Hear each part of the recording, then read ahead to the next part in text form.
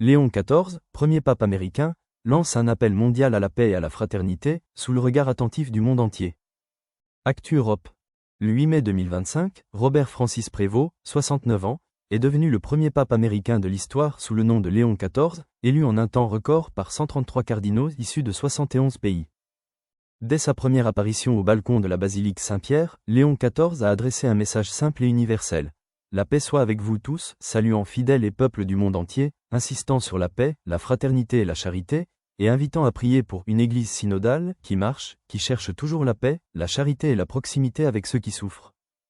Lors de sa première messe dans la chapelle Sixtine, il a déploré le recul de la foi au profit de la technologie, l'argent, le succès, le pouvoir, appelant les responsables de l'Église à l'humilité et à l'engagement inconditionnel. Léon XIV s'est également démarqué par le choix d'un habit pontifical traditionnel, marquant un retour au symbole de la tradition, tout en poursuivant la réforme synodale et l'ouverture au dialogue initié par François. Les réactions internationales soulignent l'impact politique et symbolique de son élection. Donald Trump a salué « un grand honneur pour notre pays », Ursula von der Leyen a appelé à un pontificat guidé par la paix, tandis que le président ukrainien Zelensky a remercié le Vatican pour son soutien moral face à l'agression russe.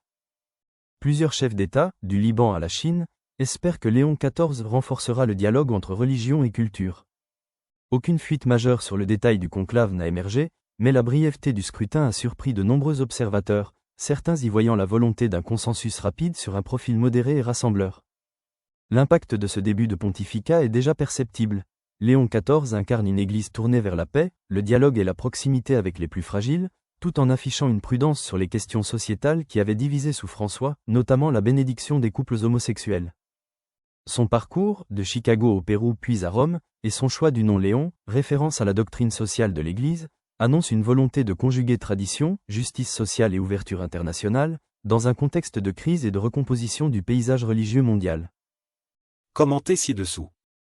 N'oubliez pas de cliquer sur « J'aime » et de vous abonner pour suivre l'actualité en temps réel.